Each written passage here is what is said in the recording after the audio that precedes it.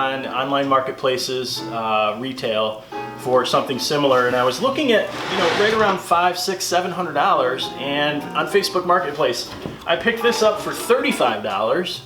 I have some old casters, and with some simple tools today, we're going to turn this into my new coffee table. So I hope you enjoy the process, and let's go.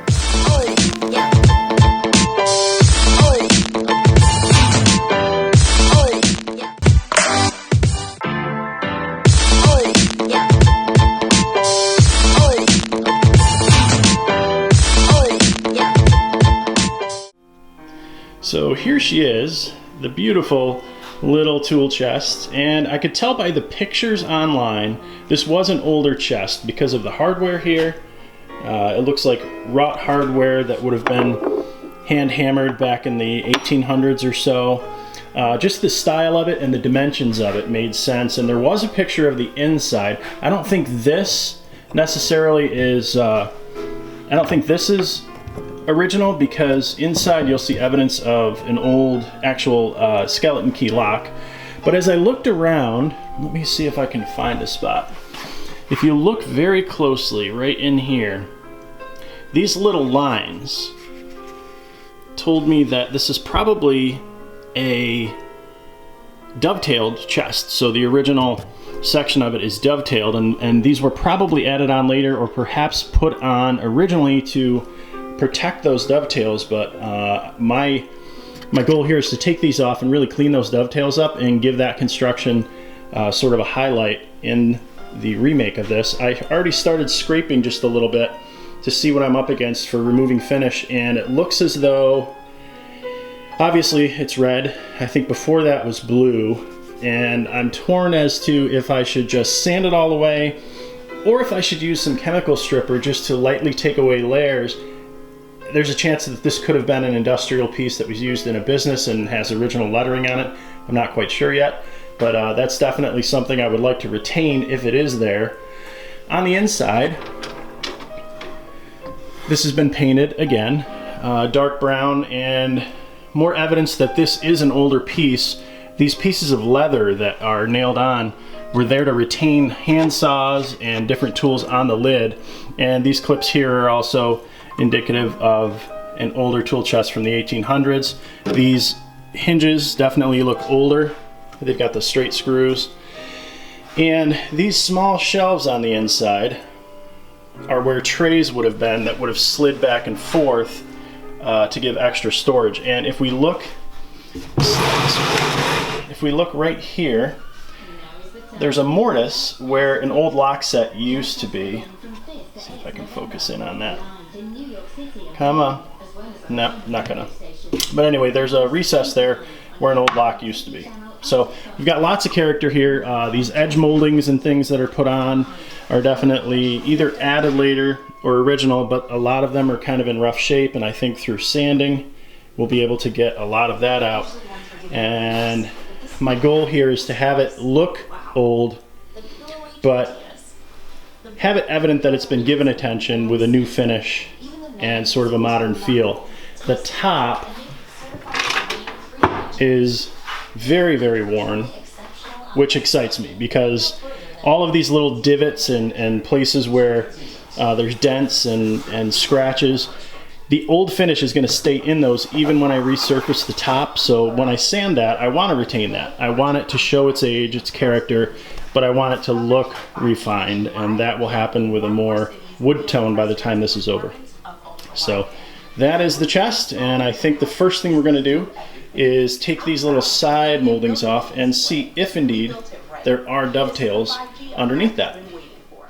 Okay, so we've got the tools that we're going to use today. I just wanted to show you it's generally what most folks would have around their home, and this is the simple tools we're going to use to take the cabinet apart and remove any moldings that I want to do.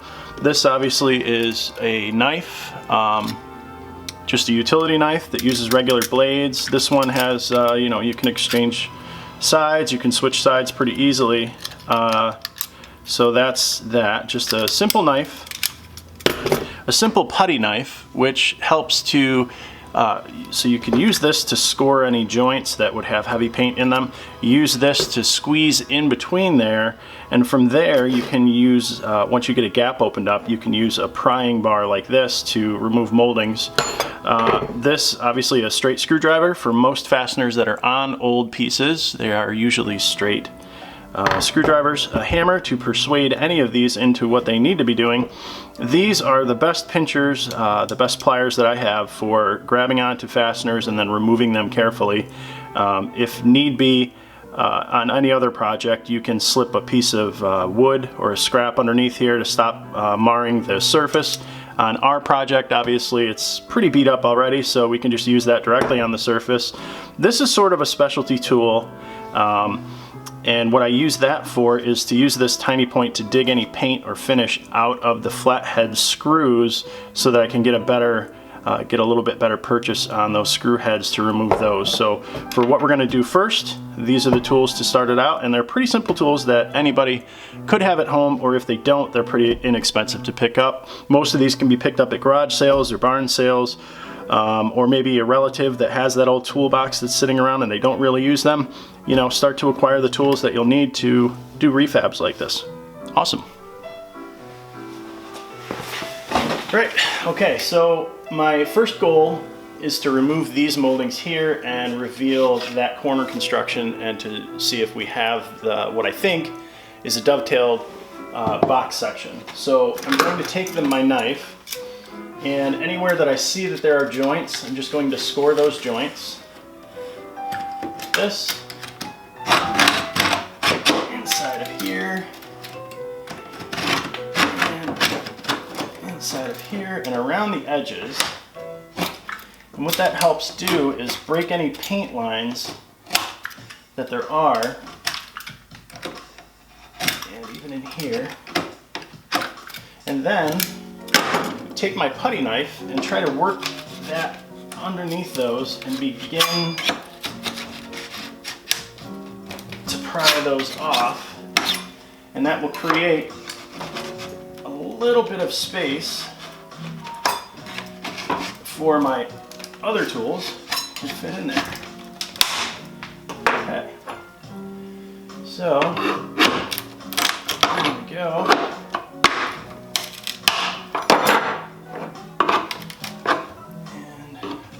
Though, let's see now. So that might have been one piece.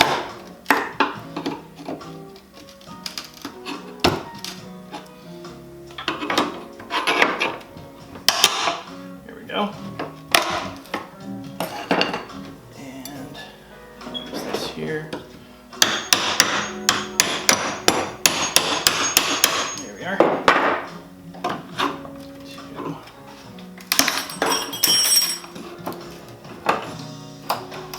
This off. Alright, now we've got some nails here sticking out. And the best way to use those is to grab onto your fastener, begin pulling it out, let go, grab it again close to the edge, and then pull your fastener out. And this is exactly what I thought it was, actually. I'll show you here in a second. I'll bring you in and show you. It is indeed a dovetailed corner. This piece here and this piece are interlocked, and they're interlocked with pieces cut at an angle. I'm trying to get onto a... If you look here, is part of this. This, you can see the end grain, is part of the front. And then again, this is part of this, and this, which you can see end grain, is part of the front. So again, these are cut and they're interlocking, and if you look on the back corner, we see more of those marks. So I'm going to go ahead and remove the rest of these.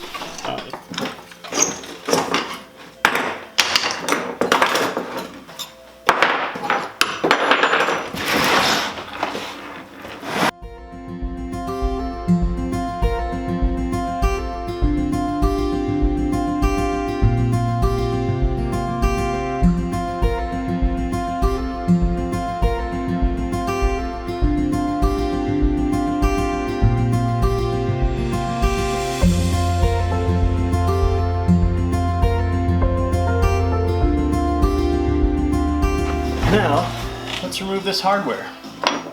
This obviously can't come off, it's bent into here.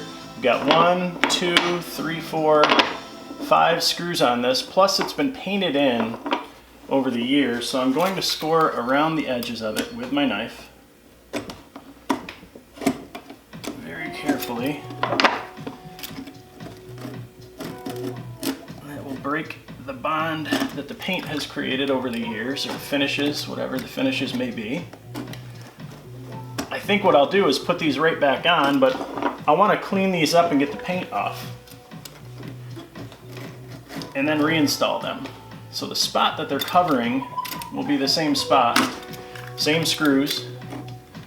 Now that that is scored around, I'll start with my knife and get some of the paint at least started out of those screws, and then go back in with my hook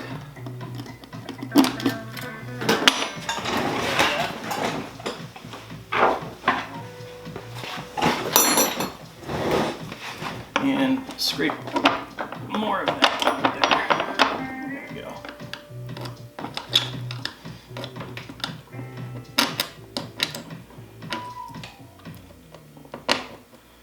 And it also helps, this has got some really heavy finish on it. It helps to scrape around the outside of the screw head as well. That finish will create a bond and almost like a glue that holds those screws in. See if we can get one of these started.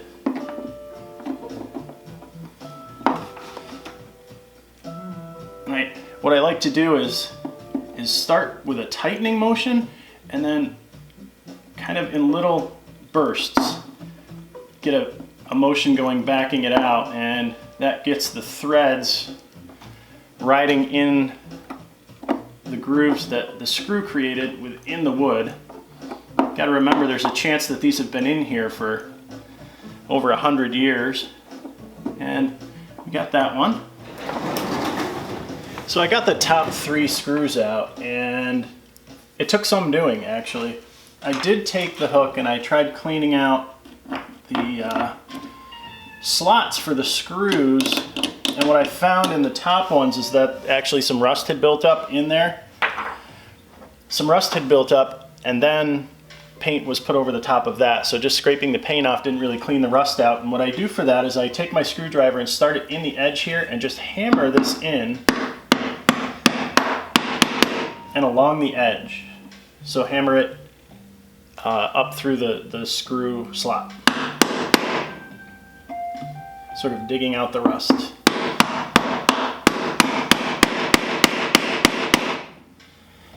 And remember, we're refinishing this, so any scratches or anything that happen are going to be fixed later on anyway, so don't be afraid to be rough with it.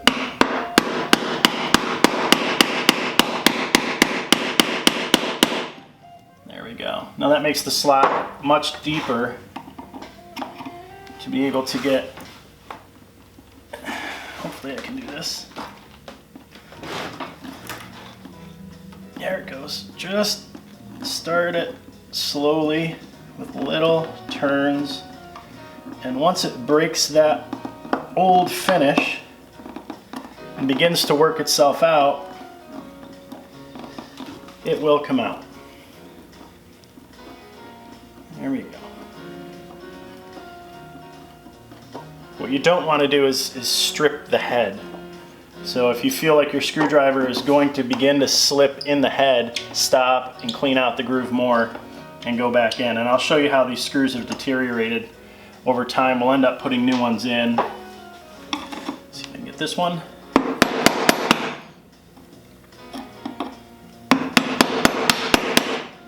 That one looks good enough. And we can see that it's starting to get loose. I can get this to break free. And I did. There we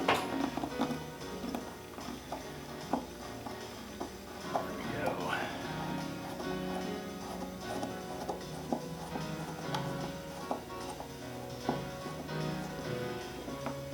Okay, and hopefully this this will just come right off. And it did. Yeah, this is definitely an old piece. You can tell, looks like someone has put some finish on the other side of it before and it leaked over, but this was punched out. These were put through by a blacksmith, and then these were hammered over. So this is definitely a very old piece. I'm just trying to see if there's any maker's marks or anything like that. There may be when we actually clean the front off and get the paint off of this, but what we're getting to see now is definitely the original finish was like a cabinet maker's blue that I can see here. Then perhaps an orange was put over that. I don't think that's just from rust because we see some orange over here as well. And I can feel quite a lip here, so there is quite a bit of finish buildup. I don't think these have been off before. And these 4 marks here are hollowed out so that these hammered over backs can fit on. So definitely a blue finish. So I think if I was to perhaps maybe uncover some other lettering or something like that, it would be on this blue color that's under the red. So I'm going to work on getting the handle off the other side now.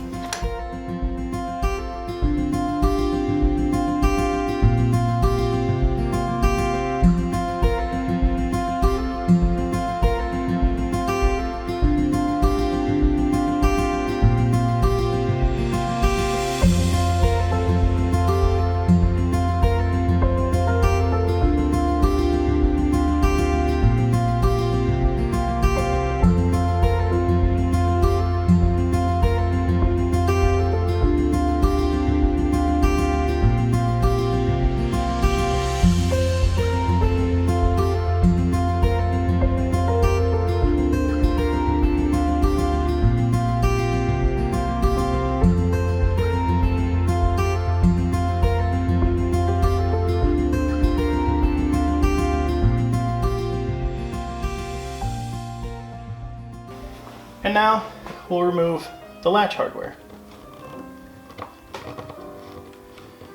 This certainly is newer. You can tell by the condition of the screws and the condition of the screw heads. Not nearly as deteriorated, and I can tell that the screws are newer as well. So these should come off much easier than the original hardware.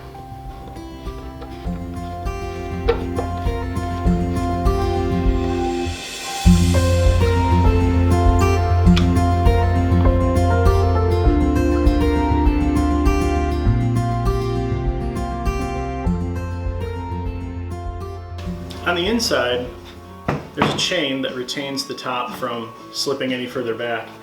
These are hand-driven staples that are actually driven in, placed through the chain and then driven in. There's actually an older one here that shows that's where it used to be.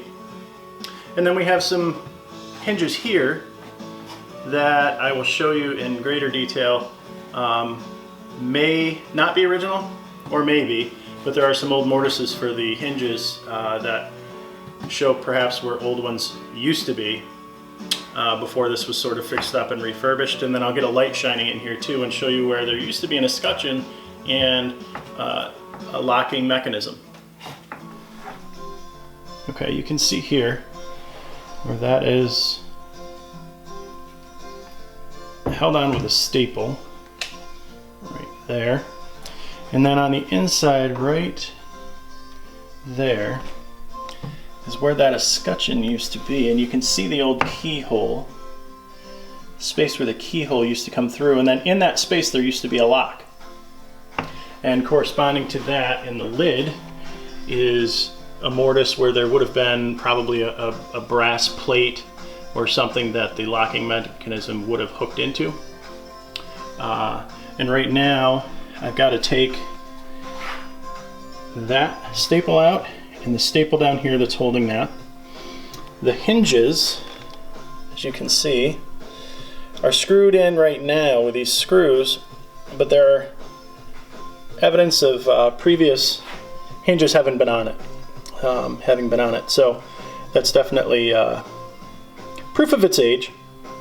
And I think for the front of this, what I would like to do is remove this escutcheon, or it's not an escutcheon, it's a block for what used to be there, and reveal the hole that you can see from the inside, and that'll help match the age of the dovetailed drawers or dovetailed corners when we get to that.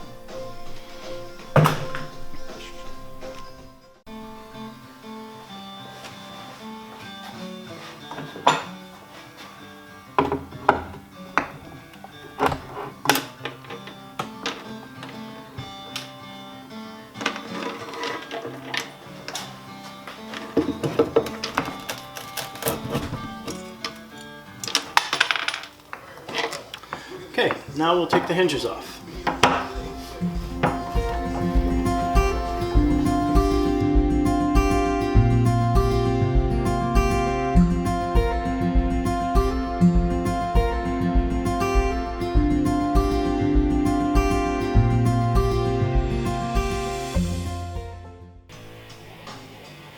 Okay, I've removed the piece that was covering the old keyhole. I think that gives it a very cool look. Get these nails out of here.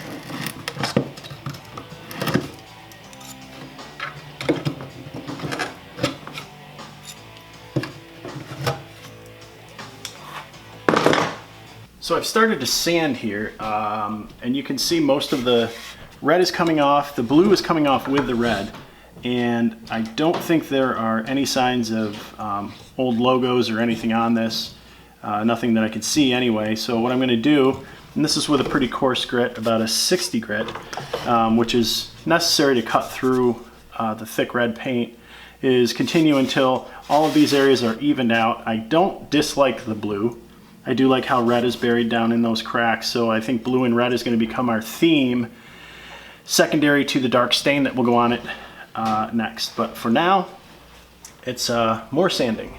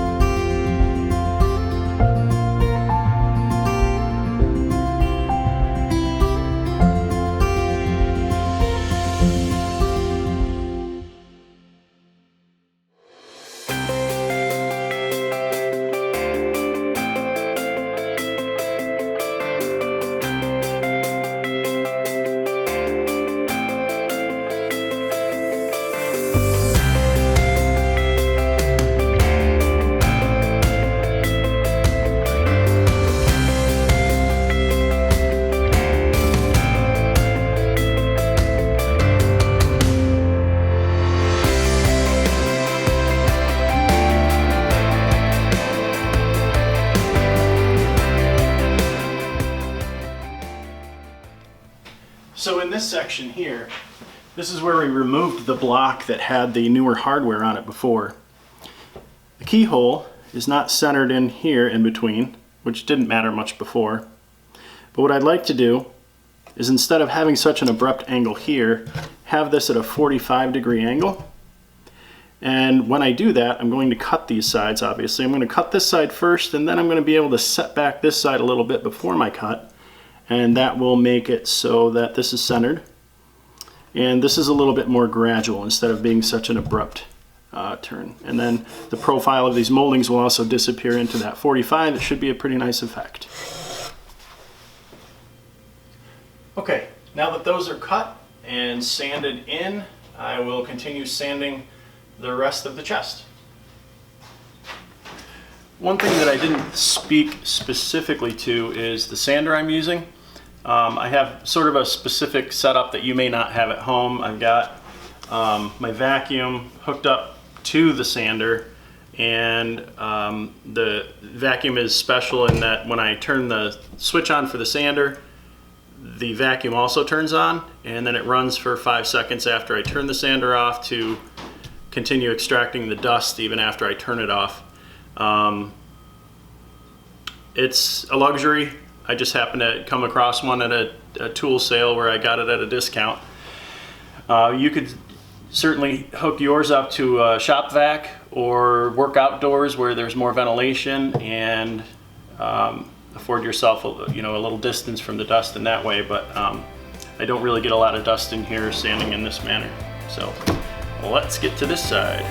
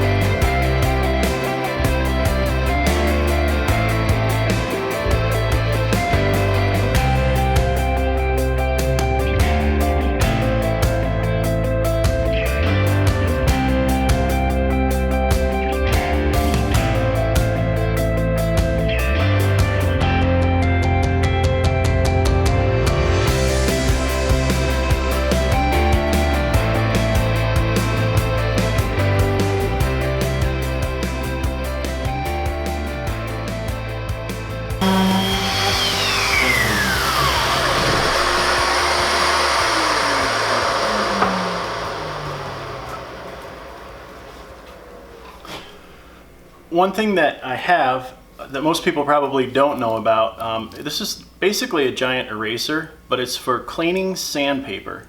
And what it does is when your sandpaper gets gummed up or full and isn't cutting like it was before, you run your sander and you hold this up to it, and what it does is it removes all of that gunk that's in your sandpaper.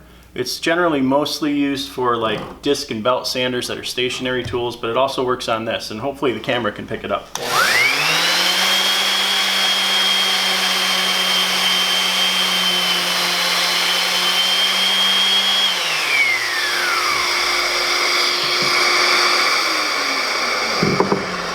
And now it's like brand new, and this lasts forever. So if you get one of these, I think the price tag's still on this, $7.95. They last forever, and obviously it extends the life of your sandpaper too. So, and you should see that this cuts a little bit better now.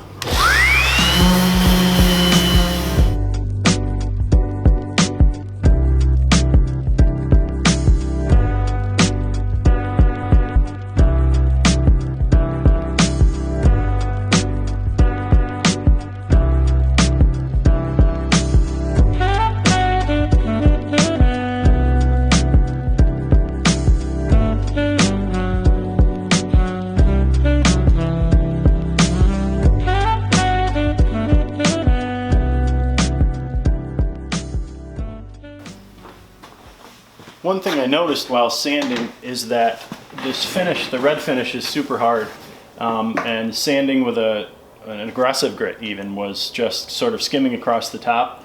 I had leftover, actually I think I picked this up at a garage sale. It's aluminum oxide sandpaper, which is super tough, and the grit doesn't really come off of it.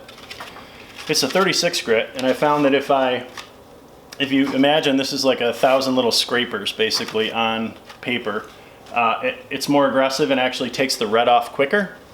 So let me grab my mask.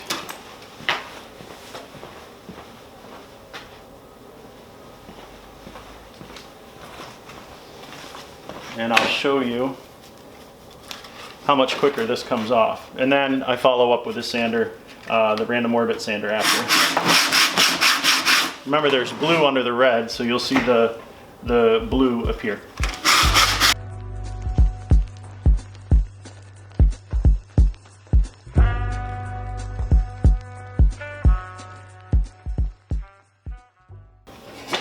All right, that ate through it a lot faster than sitting on it with a random orbit. And now I'll go over it with the random orbit sander.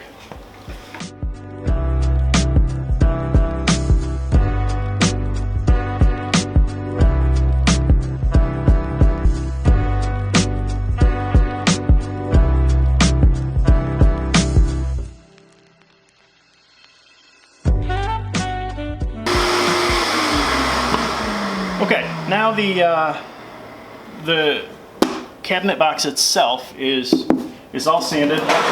The back, front, side. It is definitely not as wood toned as I thought it would be, which just means a different action when it goes time to finish it. Normally I would go with like a lighter stain to bring out that wood color. I think what I'll do with this one is more of a glaze stain or a polyurethane that has stain mixed in it.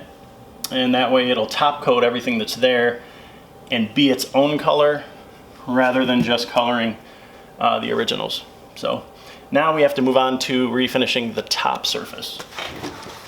You might be saying to yourself, man, that's a lot of work though. Well, sometimes it is, and sometimes you start a project that you think might be a simple easy job, just go over it with a power sander, and then sometimes it happens that you do need to use a little bit more elbow grease than you had expected, but it all gets you to your end point.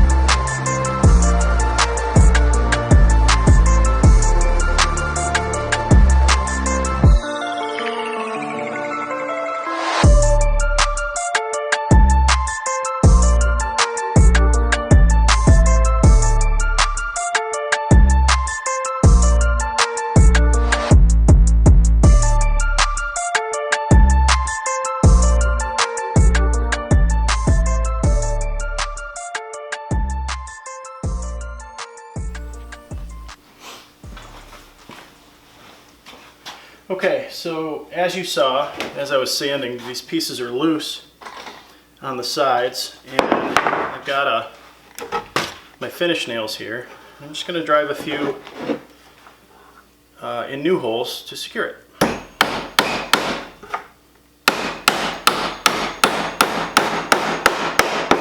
Just a few per side should do.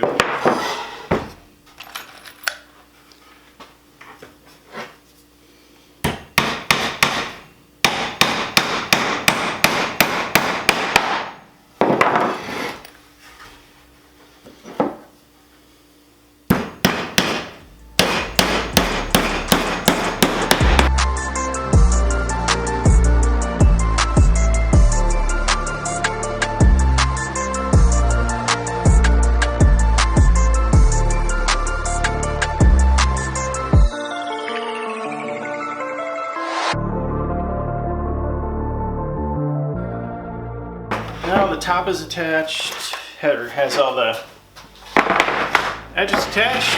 Now go over it with a sander one more time. Clean the grip. Clean this.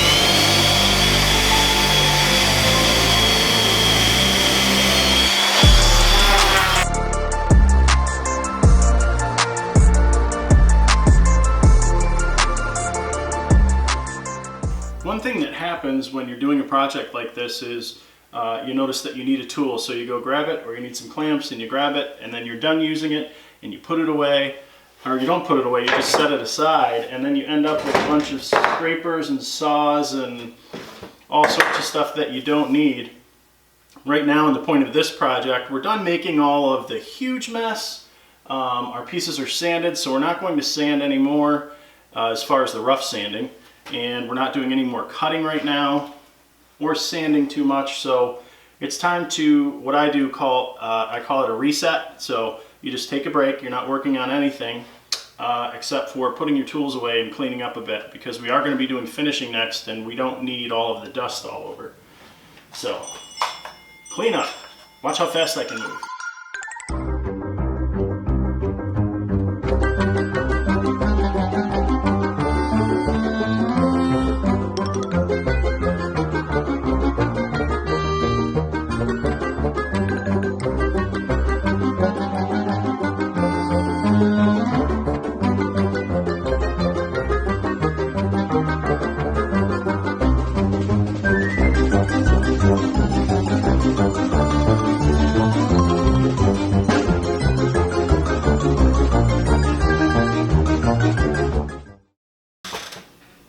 See? That didn't take very long at all.